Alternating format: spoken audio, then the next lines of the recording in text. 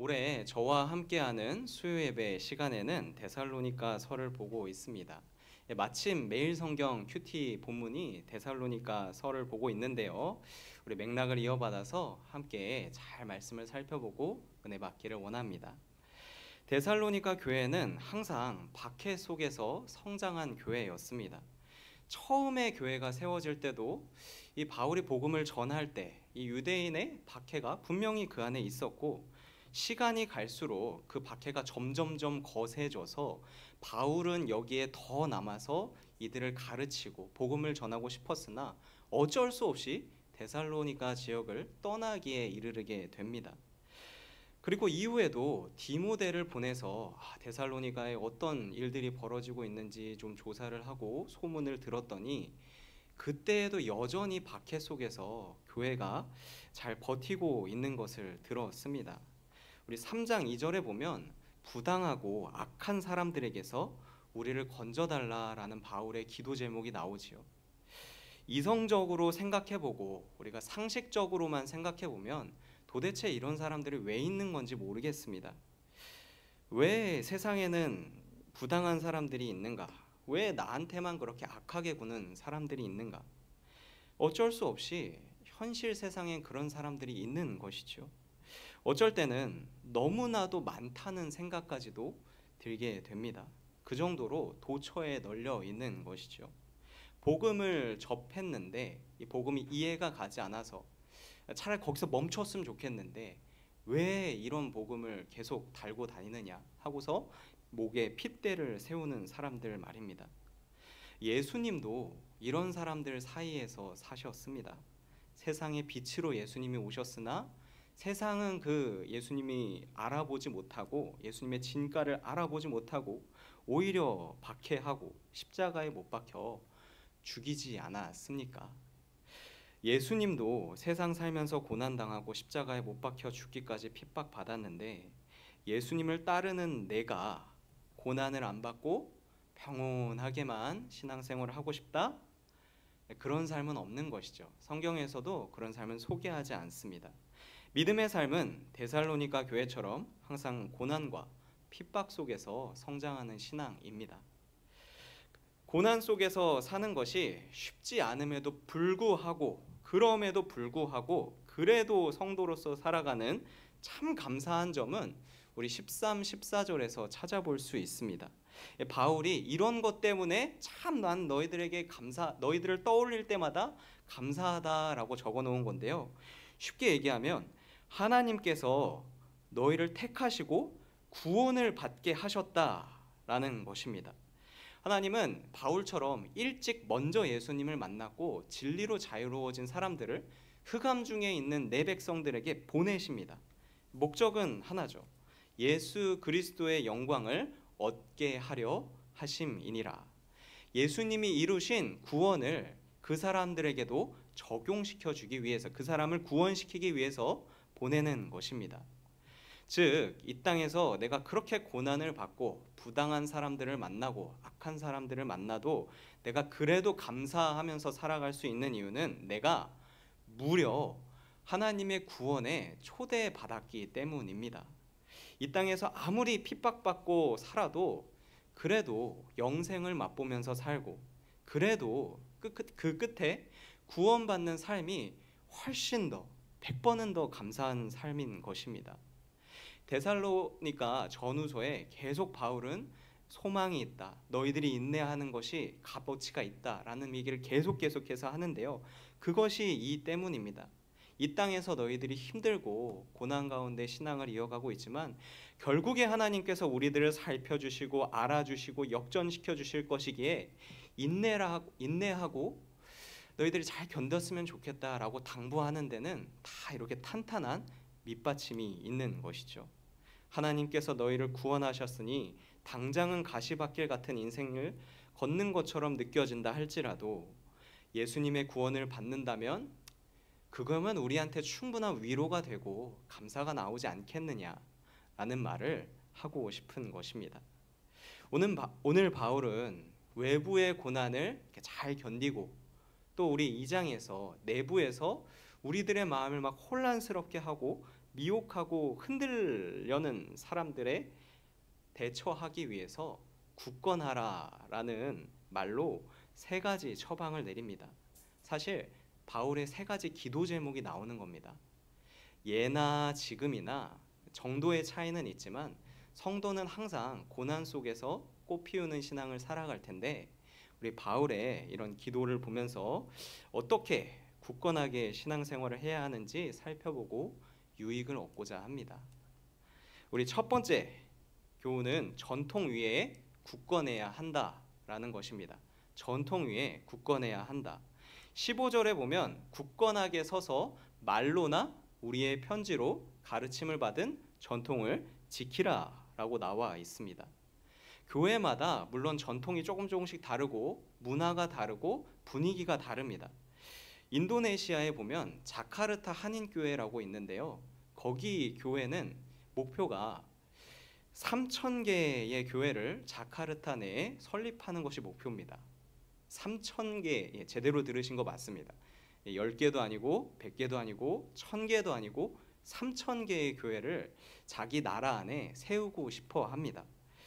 이 교회 성도들을 만나서 이야기를 해봤더니 실제로 본인들은 수백 곳의 교회를 이미 세웠고, 그리고 앞으로도 우리 살아있는 동안 3,000개 교회 세울 수 있을 것 같다라는 자신감이 있습니다. 그 비전이 다 공유된 교회인 것이죠. 이런 곳은 당연히 선교에 관심이 많고 그쪽으로 이렇게 문화가 쌓여갈 수밖에 없는 것입니다. 또 제가 전도사로 있었던 큰돌교회라는 곳은 이런 전통이 있었습니다. 추수감사주일이 되면 모든 부서마다 과일 바구니를 하나씩 해서 강대상 앞에 갖다 놔야 하는 거죠. 유치부도 하나씩 해야 되고 권사회도 하나씩 다 해야 됩니다. 그런데 이런 전통을 한 해는 청년부에서 기가 막힌 방식으로 지키게 되는데, 과일을 바구니를 해야 된다라고 하니까 과일 맛이 나는 음료수를 바구니에다 담아서 강대상에다 올려놓은 것이죠. 그때 권사님들의 마음이 팍 상했었습니다. 아무리 생각해봐도 저건 아닌데, 과일 음료수 바구니를 올린 청년부 회장을 만나면서 그래서 이래서야 되겠느냐고, 이런 법은 없는 거냐고 막 붙잡고서 하소연을 했던 그런 모습들이 기억에 남습니다. 그러나 오늘 성경에서 얘기하는 전통을 지켜라 라는 것은 이런 거를 말하는 것이 아니겠죠. 당시에 바울이 말로 가르쳤거나 편지로 가르쳤던 것이 무엇이냐? 우리가 알고 있는 예수님 이야기입니다. 우리가 또 오늘 읽은 데살로니가 전후서입니다. 그러니까 예로부터 전해져 내려온 구약 성경, 신약 성경을 너희가 잘 배우고 지키라 라는 말을 전통을 지켜라 라는 말로 하고 있는 것입니다. 성도님들, 성경을 굳건히 붙잡고 있는 것만큼 확신을 갖고 사는 인생이 없습니다. 데살로니가 교인들도 2장에서 보면 예수님의 재림이 언제 오시냐? 오늘 오시는 거 아니야? 내일 오시는 거 아니야? 그럼 어떡하냐? 하는 논란 때문에 시끌시끌하고 막 마음이 불안불안하고 들었다 놨다 막 그랬었죠. 예수님께서 말씀하신 재림의 때는 아무도 모른다라는 마태복음에 이미 약속된 말씀을 처음부터 잘 믿었다면 이렇게 흔들리고 미혹당할 이유가 여지가 전혀 없었을 것입니다. 그저 하나님의 말씀만 붙들고 있으면 흔들릴 여지가 없었던 것이죠. 그러나 하나님의 말씀을 듣고 순종하고 따르는 사람들이 나름대로 좀 신앙이 있고 나름대로 내가 그래도 잘하고 있다고 칭찬을 받고 있음에도 불구하고 여전히 흔들리고 막 괜히 혹하고 저건가? 하고 설마? 하는 마음이 들고 하는 이유는 하나님의 말씀이 아닌 것을 하나님의 말씀처럼 대하다가 흔들리는 것입니다. 우리는 그래서 되돌이켜 보아야 합니다. 내가 성경 말씀이 아닌데 거의 성경 말씀에 준하게끔 그렇게 지키면서 살고 있는 것이 있는가? 때로는 상황이 어쩔 수 없으니까 남들도 그렇게 하는 것이니까 유도리 있게 해야 된다고 성경을 그냥 뛰어넘어서 판단하게 하는 것은 없는지 말입니다. 우리 믿음의 판단이 잘 되시는 분들도 특정 주제만 나오면 이렇게 되실 때가 있습니다. 예를 들면 판단이 잘 되다가도 돈 얘기만 나오면 막 눈빛이 변한다든지, 아니면 자식 얘기만 나오면 사족을 못 쓴다든지 각자 사람마다 약한 부분이 있는 것이죠. 그런 부분을 성경을 의지하여 전통을 지키라라고 권면하고 있는 것입니다. 이것이 그냥 나는 어쩔 수 없이 그냥 이 부분에만, 이 작은 부분에만 약한 사람이야라고 인정하기 시작한다면 결국에는 작은 여우가 포도밭을 망치게 되는 것처럼 우리의 신앙을 무너뜨리게 될 것입니다. 처음부터 성경 위에 굳건하게 서서 우리 무너질 여지가 없는 성도님들이 되시기를 축복합니다. 네. 우리 두 번째로 나온 것은 선한 일과 선한 말에 굳건해야 한다라는 것입니다. 선한 일과 선한 말에 굳건해야 합니다. 물론 이것에 전제되는 내용이 있습니다. 이 전에 당연히 이루어져야 하는 내용이 있는데 그것은 바로 16절 말씀입니다. 예수님께서 우리를 사랑하셨고 하나님께서 영원한 위로와 소망을 은혜로 주셨다. 먼저 이렇게 해주셨다라는 것입니다. 이미 하나님께서 데살로니가 성도들을 귀하게 여기고 또 좋은 것들을 미리 주셨다라는 것입니다. 이 사도 요한의 제자라고 추측이 되는 폴리캅이라는 사람이 옛날에 살고 있었습니다. 이 사람들이 평생을 좋은 신앙을 갖고 살다가 마지막에 국가의 대대적인 핍박 속에 잡혀갔습니다. 이 사람이 죽기 직전에 이런 제안을 받았다고 합니다. 지금이라도 예수를 욕해라, 예수를 모른 척해라, 이런 식의 제안을 받은 거죠. 그러면 살려주겠다고 한 것입니다. 폴리캅은 이렇게 대답합니다. 내 평생 동안 단 한 번도 예수님이 나를 모른다 하신 적이 없는데, 예수님은 나에게 어떠한 잘못도 하신 적이 없는데 어떻게 내가 예수님을 모른다 하고 욕할 수 있겠습니까? 이렇게 대답하고 폴리캅은 당당하게 화형을 당해서 순교하게 됩니다. 예수님께 이미 받은 사랑이 너무 크기 때문에 내가 어떻게 그 사랑을 배신합니까? 나는 아무리 어려움이 닥쳐와도 그 사랑이 있기에 그 관계를 끊을 수가 없다라는 확신이 있었던 것이죠. 이게 하나님의 위로가 성도들에게 작용하는 방식입니다. 하나님이 먼저 성도들에게 사랑을 부어주시고 좋은 소망을 부어주십니다. 그래서 마음을 완전히 녹여버리시는 것이죠. 내가 감동을 안 받을래야 안 받을 수 없는 상태로 만들어버립니다. 그래서 나도 모르는 새에 이제부터는 내가 날 위해서 사는 게 아니라 하나님을 위해서 살겠습니다. 그런 고백이 절절절절 흘러나오게끔 이미 그 마음을 만드십니다. 과거에는 우리 유대인들이 생각하는 것 그리고 감정이 나오는 것, 그게 머리에서 판단하고 내미는 게 아니라 심장에서 나온다고 생각했습니다. 또 심장은 마음에 있죠. 심장에 마음이 있다고 생각했었습니다. 그래서 17절에 보면 하나님께서 너희 마음을 위로하신다라고 나와 있죠. 내 모든 이성적인 판단과 솟구치는 감정은 하나님이 지배하시는 겁니다. 하나님께서 공포로 지배하시냐, 너 이거 안 하면 안 된다 그러시나? 아니요.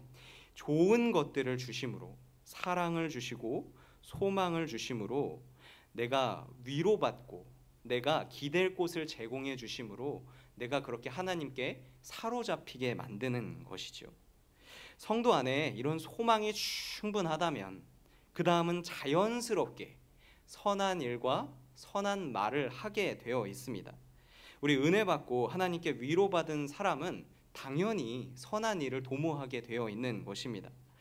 내 생각과 감정이 하나님이 주신 위로에 흠뻑 적셔져 있다면, 예수님의 사랑에 사로잡혀 있다는 것을 묵상하면 할수록 더욱더 선한 일과 선한 말에 굳건해지게 되어 있는 것입니다.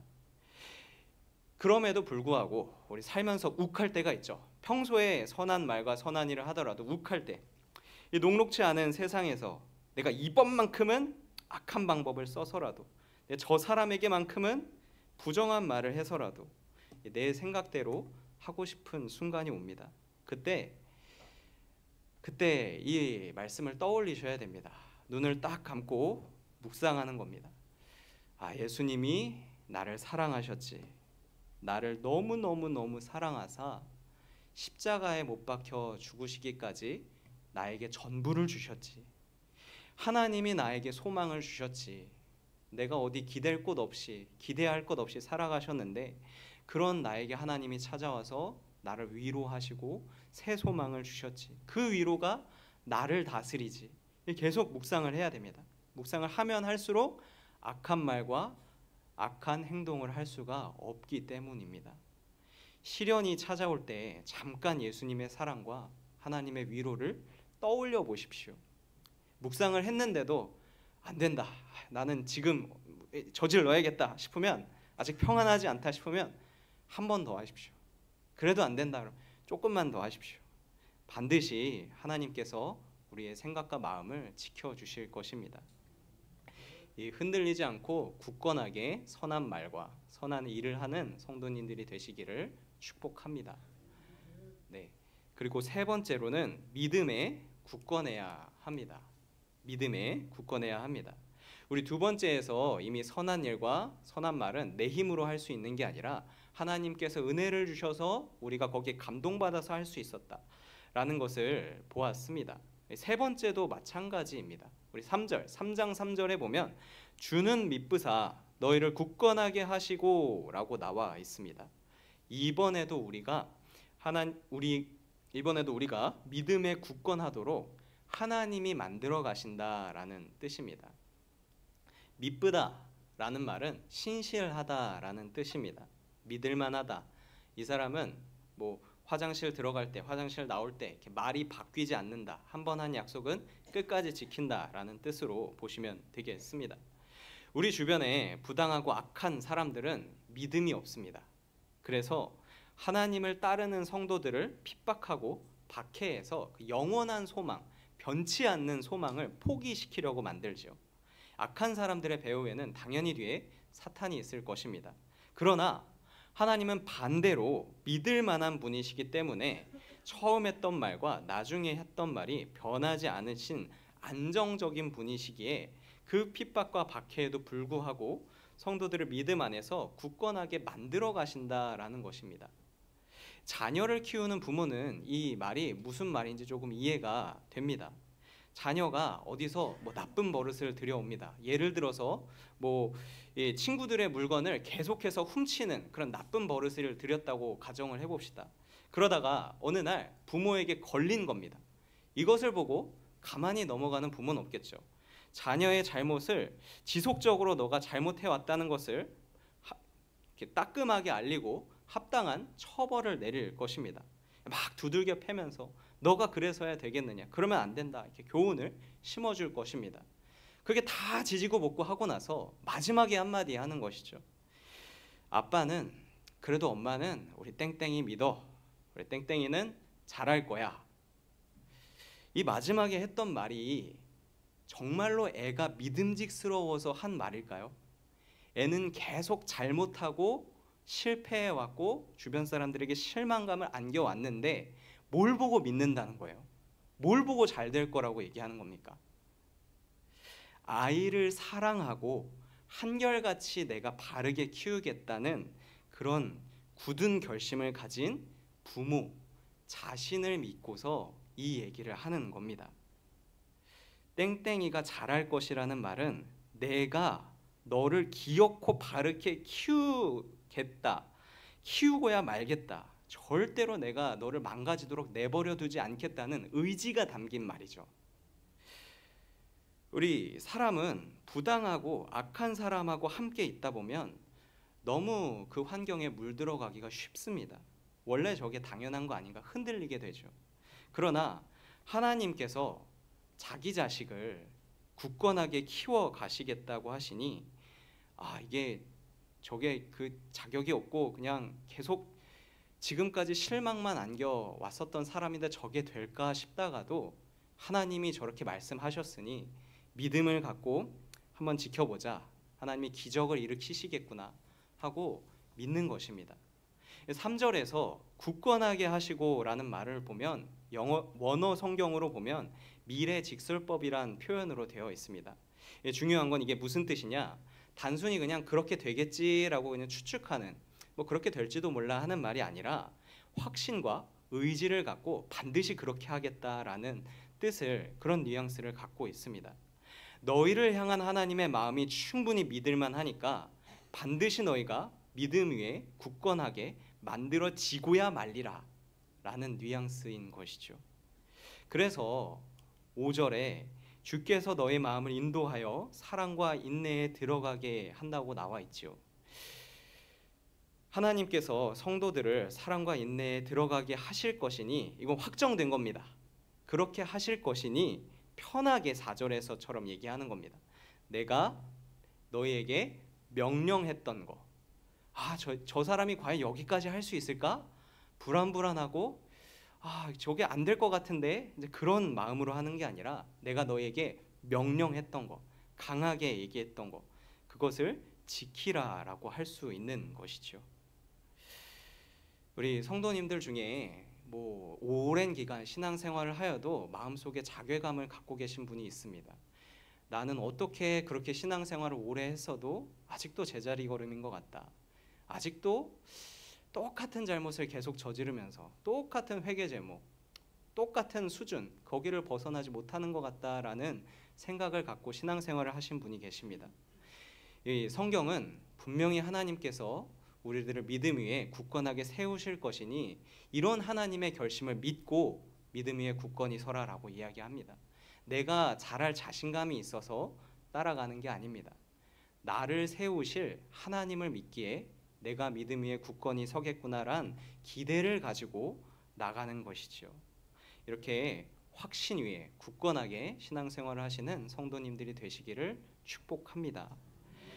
오늘 본문 안에서 3가지 굳건함을 나누었습니다. 첫 번째는 전통을 지키라라는 것이었습니다. 성경의 가르침을 잘 지키라라는 것입니다. 우리가 흔들리는 이유는 성경이 아닌 것들에 자꾸 마음이 흔들리고 마음이 빼앗기기 때문입니다. 성경만 갖고 있으면 흔들릴 이유가 없는 것입니다. 둘째로는 선한 일과 선한 말에 굳건해야 합니다. 예수님이 나를 사랑하사 전부를 주셨습니다. 그리고 하나님도 먼저 나에게 위로와 소망을 주셨습니다. 이거를 묵상하면 할수록 악한 말과 악한 행동에서 멀어지게 되어 있습니다. 내가 시험에 들 때 예수님의 사랑, 하나님의 위로를 떠올리면서 선한 말과 행동을 이어나가시기를 축복합니다. 세 번째로는 믿음 위에 굳건해야 합니다. 내가 자신이 있어서 믿음 위에 서가기보다는 거친 세상 속에서도 하나님이 나를 이끄시니 아멘 하고 따라가는 것입니다. 지금 내 모습이 미성숙해 보여도 말씀은 우리가 믿음 위에 굳게 서리라 라고 확신합니다. 하나님이 우리를 세워가시기 때문입니다. 우리의 미래 모습을 하나님께서 세워가실 아름다운 모습에 두며 기대를 갖고 신앙생활을 하시는 성도님들이 되시기를 바랍니다. 우리 말씀을 묵상하시며 함께 기도하겠습니다.